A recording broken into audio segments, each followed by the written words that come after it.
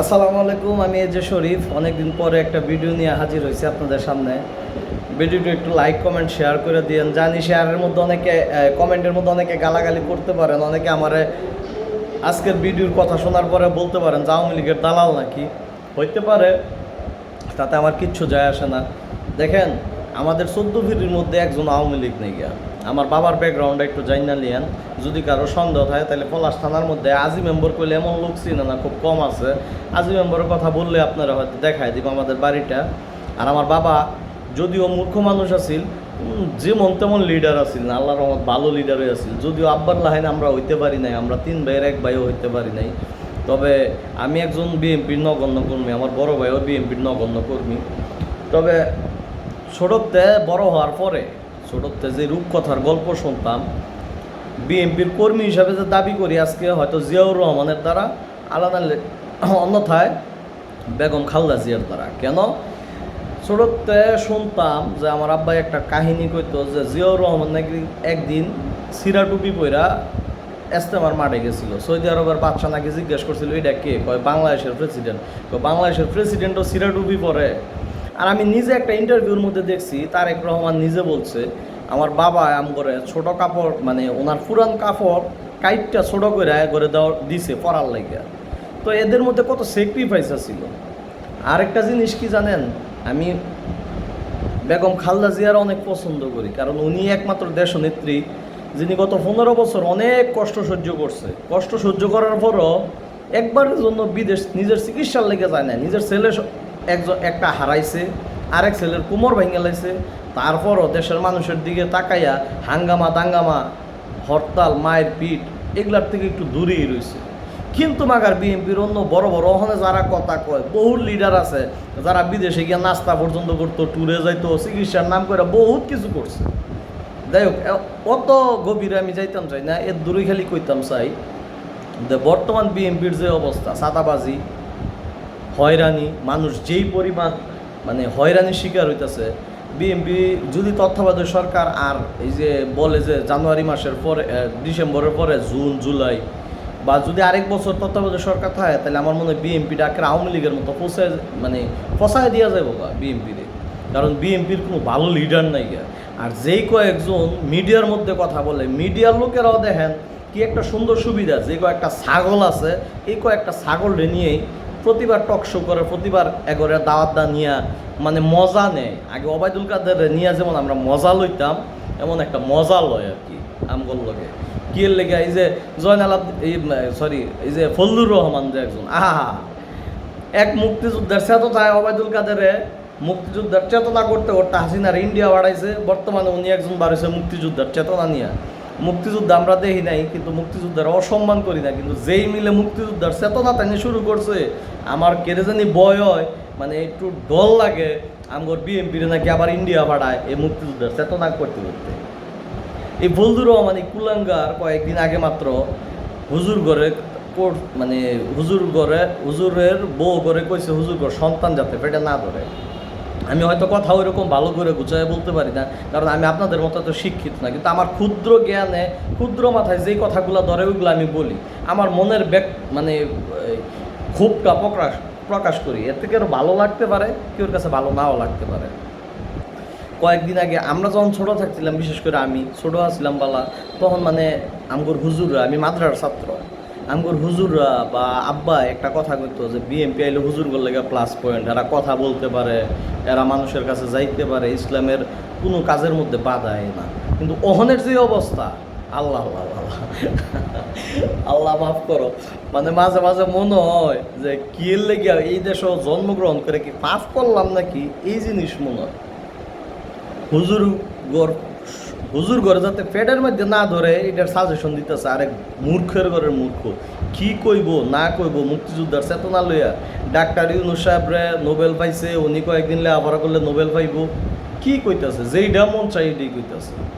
মানে আমি ভাষায় প্রকাশ করতে পারবো না। যদি এটা মিডিয়ার জগৎ যদি বকাবাজি করতাম, তাইলে বুঝাইতাম বলে কি বহাদা আমি তারে বক্তারি। আরেক নুন্নু ভাই না সুন্নু ভাই, কথা তাদের কথার মানে আমি বিএনপির মধ্যে জানেন একটা লিডার আমি মানে মনে মনে ওনারে পছন্দ করতাম, ওনার কথা আমার ভালো লাগতো, রুবিন ফারহানা। এখনকার যুগ যে ইন্টারনেটের যুগ, এখনকার যে কোনো জিনিস গোপন থাকে না, এই জিনিসগুলো মনে হয় তারা ভুলে গেছে গা। তারা মনে হয় 2000 সালের আগেই আছে আমার ধারণা আর কি। রুবিন ফারহানা সাহেব, ডাক্তার ইউনূস কি উন্নতি করছে দেশের কোনো সহে দেয় না, মানে কিচ্ছু দেয় না ভাই। একটা রিক্সাওয়ালায় পর্যন্ত জবাব দেয় আমার 300 টাকা কেজি পেঁয়াজ খায় অভ্যাস, তো অনেক 50 টাকা কেজি, সমস্যা কি? ডাক্তার ইউনূসই থাকুক। আপনারা যান কেন এগুলো জিজ্ঞেস করতে? আপনারা যান কেন ইউনূস সাহেব কি উন্নতি না করছে, করতেছে না করতেছে, এগুলো কি আপনাদের চোখে পড়ে না? থাকুক না, দেশটারে গুছাই দেওয়া যাক না, দেশটারে গুছাই দেওয়া যাক। এর জন্যই প্রথম বলছি যে বর্তমান বিএনপির নেতাগর দল আমি করি না। এই বিএনপি আমার মতো লোক যদি বিএনপি সাপোর্ট না করে কিচ্ছু যায় আসে না, বৃহত্তম দল বিএনপি। তবে এটা সত্যি কথা, ফসাহামুকেও ফাও কাটে, ফসাহামুকেও ফাও কাটে। এই যে তারেক রহমানের নাম বেচ্ছা, তারেক রহমান এটা কইছে বং বাং বুঝাইয়া মুক্তিযোদ্ধার চেতনা দিয়া এই যে একটা অস্থিতিশীল দেশ মানে তৈরি করতেছে কয়েকদিন পরে পরে। ডাক্তার ইউনূস কিন্তু রিজার্ভ বাড়াইছে, অন্য দেশের থেকে সহযোগিতা আনছে, পেঁয়াজ আদা রসুনের ঘাটতি পুরা করছে, বাংলাদেশের দ্রব্যমূল্যের দাম নিয়ন্ত্রণে রাখছে, সব কিছু ঠিক আছে, কিন্তু বাংলাদেশের প্রশাসন কন্ট্রোল করতে পারে না। এটার মধ্যে কি আপনাদের একবারও মনে হয় না যে এটার মধ্যে আমাদের ব্যর্থতা আছে, যে আমরা এটা সবাই মিল্লা পারি না যে এটা সংশোধন করতে? কেন পারতাছি না? কারণ হাসিনাই যদি বাংলাদেশের জায়গা, তাহলে আপনার কি মনে হয় হাসিনা কি মূর্খ? মাস্টার প্ল্যান করে থুয়ে গেছে না, প্ল্যান বি একটা রাখা থুয়ে গেছে না? তা একবারের লেগেও কি মনে হয় না যে হাসিনার ব্যাকআপ প্ল্যান হিসাবে বর্তমানে বিএনপি কাজ করতেছে? মানে বিএনপির ব্যাকআপ প্ল্যান হিসাবে কাজ করাইতেছে, ইচ্ছা কইরা বিএনপির বদনাম বাইর করতেছে। বিএনপি যদি এর দূর করে তাহলে এর দূর ছড়াইতেছে, আর বিএনপি ওই ফাঁদের মধ্যে ঠিক মতো পা দিতেছে। স্বাভাবিক এই জিনিসগুলা কি মনে হয় না? ওকে, ভিডিওটা মাঝখানে স্কিপ করতে হয়েছিল, একটা লোক আসছিল, ওনার সাথে দেখা করছি। তো যাই হোক, যারা এই ধরনের কথাবার্তা বলে, দেখেন 15 বছরে যদি বিএনপির লোকেরা মুততো তাহলে 22,000 মানুষ, কথা সত্যি। কিন্তু এই মুতাটা আটকায় রাখছেন কি লেগে? অলরেডি একজনে কয়ে লাইছে হাসিনারে কিন্তু কিছু কিছু মানুষে পূজা কইরা এমন ওভার কনফিডেন্স বানাইছে যার ধরুন বাধ্য হয়েছে ফালাইতে।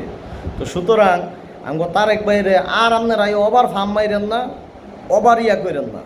আর ফজলুর রহমান সাহেব, আপনার একটা কথা বলি, আমি যদিও ছোট মুখে বড় কথাটা বললাম ঠিক না, 500 টাকার বিনিময়ে যদি হুজুরা বক্তব্য ফাল্লায় কয় যে ফজলুর রহমানের বাপ আর মায়ের যখন বিয়ে করাইছিলাম হে বিয়াটা হয়েছে না, তো আজকে কিন্তু আপনার সন্তান হিসেবে যে স্বীকৃতি পাইবেন, এটা কি সন্তান এটা আপনি ভালো করেই জানেন। তো সুতরাং হুজুর ঘর নামে আল্লাহর হস্তে এমন আজে বাজে মন্তব্য করেন না। যেই জিয়াউর রহমান হুজুর ঘরে অনেক শ্রদ্ধা করত, বেগম দেশনেত্রী খালেদা জিয়া হুজুর ঘরে অনেক শ্রদ্ধা করে, অনেক স্নেহ করে। 2000 আমি সঠিক সনটা বলতে পারবো না, সর্বপ্রথম কবি মাদ্রাসার স্বীকৃতি এই খালেদা জিয়া নিজে দিতে চাইছিল, কিন্তু তখন নেয় নাই হুজুররা, যে তাদের সরকারি লাগবে না, যেটা লেগে পরবর্তীতে হুজুররা আন্দোলন করছে। আওয়ামী লীগ সরকার যেটা মাস্টার্স পাশের স্বীকৃতি দিয়ে গেছে। তো সুতরাং এই জিনিস না চাইতে আগের থেকে দিতে চাইছিল। তো হুজুরদের প্রতি এমন একটা শ্রদ্ধা, এমন একটা সম্মান আছে। তো এই সম্মানটারে আপনারা কয়েকজন মানুষ মিশাইয়া, ধুলার মধ্যে মিশাই দিয়েন না, কয়েকজন মানুষ মানে ছুঁড়া ফালাই দিয়েন না। আল্লাহর রাস্তে বিএনপি দলরা আর ফসায়েন না, কারণ আমনে ঘর এই ফসানির ছোড়ে ওখানে মোট কথা রাস্তাঘাটে পরিচয় দিতে লজ্জা লাগে, এমন একটা অবস্থা। আমনে করে ভুলভাল কথার কারণে বাংলাদেশে সাদাবাজি, টেন্ডারবাজি, সন্ত্রাসী কইরা যদ্দুর বদনাম না কামাইছে, আপনারা কয়েকজন মিডিয়ার মধ্যে গিয়া ছাগলামি কইরা আর কয়েকজন পাগলামি কইরা কয়েকজন কাউয়া কাদের কথা কইয়া আপনারা এই দলটারে এমন ফসাইতেছেন। আর আমনে ঘরেও মিডিয়াওয়ালারা খুব আগ্রহের সহিত লইয়া যায়, কারণ আমনে ঘরের থেকে ওই ওবায়দুল কাদের লাইন কথা তারপর খেলা হবে, কোথায় যাবে আমনে ঘরতে মজা লইতারে, এর জন্য আমনে ঘরে মিডিয়াওয়ালারা টেহাদা কিনা লইয়া যায়, নাস্তা পানি খাওয়ায়। আর আমনেরা ওই ছাগলের লাইন বক বক করে বিএনপি দলটারা ফসাইতেছেন। আর তারেক রহমান ভাইয়েরা আল্লাহর হস্তে কই যে আমনে এই ফার্মও বইরেন না, যদি ফার্মও পড়েন তো এক সরকার বিদায় হয়েছে, আর যাতে আমগরি করুন অবনতি না হয়। কারণ আপনারা যারা বড় বড় নেতা আছেন, হ্যাঁ তো ভাই ঢাকা শহর বইয়া থাকবেন, লন্ডন যাইবেন গা, বিভিন্ন দেশে যাইবেন গা, বিভিন্ন আমেরিকা যাবেন গা, একজনে দেখা যাবো প্যারিস গেছেন গা, একজনে ইন্ডিয়া গেছেন গা। ভাই আমগোর কাছে এইটি অনেক গেছে আমরা পলাই ইন্ডিয়া দাম আঙ্গর ফিট বুঝা মাইর খাইতে হইব। বিসমিল্লাহ ছোড়া আমার ব্যবসা প্রতিষ্ঠানটি বন্ধ হয়ে যাবো গা। আমি থাকতাম না ভাই, আমি তো তখন একজন কর্মী, তারপর আমি বাইক থাকতাম না। কিন্তু আপনারা তো অনেক টেয়ার মালিক, আপনারা তো দেশ চাইতে যাইবেন গা। তো সুতরাং আপনারা আল্লাহর হস্তে জনগণের মনের তো উঠতেন না, আর এই ভুলভাল কথা করেন না। ভুলভাল কথার কারণে বিএনপির এখনও অনেক জনপ্রিয়তা আছে মাঠের মধ্যে, এখনও মানুষ বুক ফুলে, আমিও বুক ফুলে বলতে পারি যে আমি একজন বিএনপির কর্মী, নগণ্য কর্মী হইলো আমি একজন কর্মী বিএনপির। কিন্তু এই বিএনপির কর্মী হিসাবে যাতে পরিচয় দিতে লজ্জা না লাগে এমন ব্যবস্থা করেন না, লজ্জা পাই যাতে এমন ব্যবস্থা করেন না। কারণ আপনাদের এই কথার কারণে, আপনাদের এই কর্মের ফলের কারণে, কাজের কারণে আমাদের এই অবস্থা হইতাছে। এই লক্ষ লক্ষ মানুষের সামনে একটা হুজুরে যে আপনারে কয় যে তুই বেয়াদব, তোর কোনো আক্কল জ্ঞান নাই, আপনার যেই কথাগুলো, আপনি এই কথাগুলোর মানুষ, আপনি এই কথা শোনার যোগ্যতা মানুষ। আরে মিয়া, আপনি তো মিডিয়ার মধ্যে কয়ে গেছেন গা, মানুষের লাইভ হয়তো আপনারা গালিগালাজ করলে করতারে, না করলে না করতারে। আর হেন তো লক্ষ লক্ষ মানুষ হয়, আপনারা না পারে জুতা দা বিড়ায়, আপনার লজ্জা করে না? এই হুজুরগর নামে এইসব কথা কয়েন না আল্লাহর হস্তে। আমরা আসেন, যেহেতু ফেসিবাদী সরকার বিদায় হয়েছে বাংলাদেশে, সর্বদলীয় সরকার গঠন করি। আমরা আসেন সবাই মিলামিশা দেশ উন্নতি করি। ডাক্তার ইউনূস যেভাবে কাজ করতে চাইতেছে ওইভাবে কাজ করার সুযোগ দেন।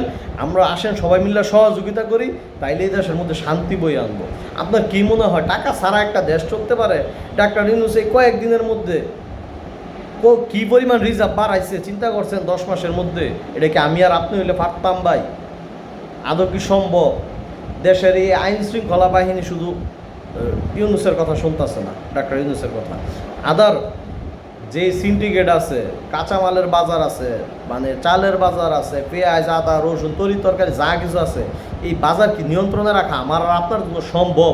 যে কোনো গভর্নমেন্ট হোক সম্ভব ভাই? সম্ভব না। তখন আমরা কি করবো জানেন? আমরা কি করবো? জনগণ সিন্ডিকেট করে আমার এই কথাই। তো সুতরাং বেটা কাজ করতেছে, বেটা কিন্তু শিখেন না, শিখেন আপনারা। আর বেটার উন্নতি যদি সোহেল না লাগে তাহলে আল্লাহর রাস্তা চশমা পিন্দালন, রুমিন ফারানা সাহেবা আপনি চশমা পিন্দালন, তাহলে এই উন্নতি সোহেল লাগবো। বেটার লগে সাপোর্ট দেন, পরবর্তীতে দেশ আপনারা চালান, আমরা পিছনে আসি, আমরা কর্মী হিসাবে সহযোগিতা করি যদ্দূর করণের। দেশটার আর ফসায়েন না। এই দেশটার লাইকা এই যে মুক্তিযুদ্ধ 71 হুনতে গত 15 বছরে ঘুমাইলেও জীবন লাগে 71-এর বাসন হুনি, এমন একটা অবস্থা। আর এই যুদ্ধের 71-এর দোহাই দিয়া দেশটারে বেচছেন না। 71-এর দোহাই দিয়া হাসিনায় ফলাইছে, আর আঙ্গর অবস্থাটা এমন কইরেন না 71-এর দোহাই দিয়া। 71 মুক্তিযুদ্ধ গঠন হয়েছে, এটা আমরা সবাই জানি। আপনি এল্লা ভূমিকা পালন করেন নাই, আপনি 1 লাখ করে বুক ফাটাইছি, আপনার লাইন কত বন্ধুরও আমার যুদ্ধ করছে, গিয়া দেখবো খবর লই আপনি কিচ্ছু করেন না। যেমন আমির হামজা সাহেব কয়েকদিন আগে একটা লিস্ট বাইর করছে যে শহীদদের মধ্যে একজনও নাই আওয়ামী লীগের, বীরগর মধ্যে একজনও নাই আওয়ামী লীগের, বরং আওয়ামী লীগের একটা কর্মী পর্যন্ত যুদ্ধ করছে না। এবং জীবন একটা লিস্ট বাড়িছে, দেখা দেবে আপনার এই লিস্টের মধ্যে আছেন। আন্তাজ ওই ডোল বিডান খাইলে গলছি বাজে বেশি। যারা 71-এর যুদ্ধ করছে তাদের এত ডোল বিডান লাগে না, তারা যুদ্ধ করছে ডোল বিডানের লেগে না।